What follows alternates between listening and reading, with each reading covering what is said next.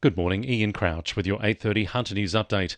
Police have launched a critical incident investigation after a man died following a pursuit in the Port Stephens Hunter Police District.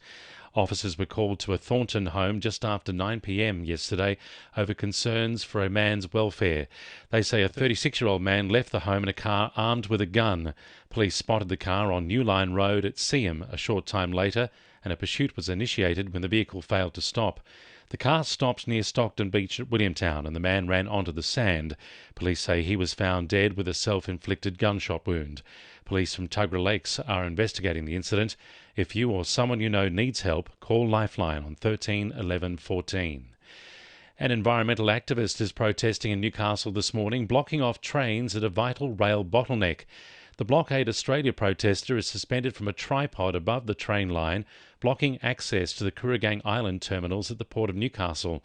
Zelda Grimshaw from Blockade Australia says it's part of a coordinated action aimed at ending climate destruction. Our young person will be up there as long as she possibly can. She's in a very inaccessible position where she is. I think it'll take them a while to get her down. A federal MP is reviving a push to ban junk food advertising, as new data shows 1/3 of children in rural and regional areas are overweight or obese.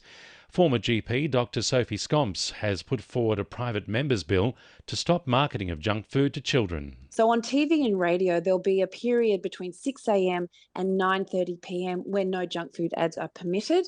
And online, on social media, no junk food ads will be permitted completely. And we need to do this because currently our children are being deluged by junk food advertising, which is harmful. And if we continue to stand by and let this happen, then we really are failing them. Hunter business owners will brave the cold this Thursday night and raise money for the region's homeless. St Vincent de Paul's annual CEO Sleep Out will take place on the longest night of the year and will see participants from the Hunter spend the night at a social housing complex in Cardiff.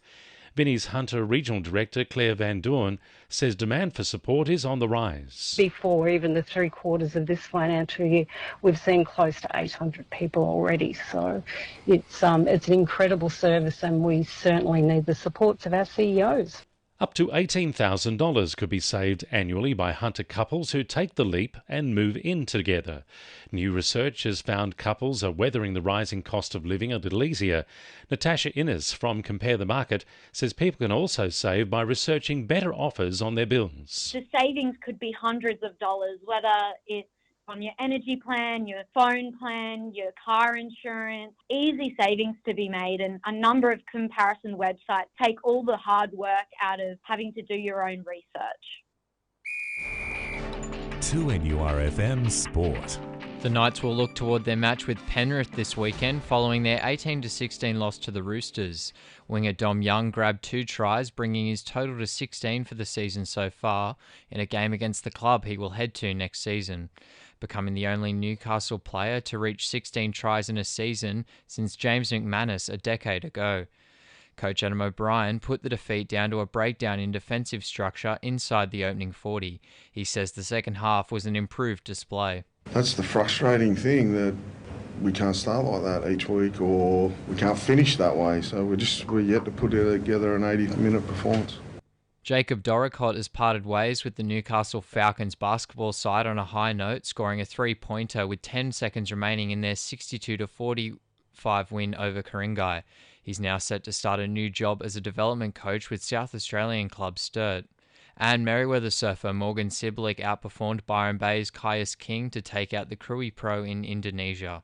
That's sport. I'm Jordan Regnis. And the winning numbers in Weekend Lotto are 8, 24, 27, 36, 39 and 41, and the supplementaries are 22 and 26. And now you're up to date with the latest 2NURFM Hunter News.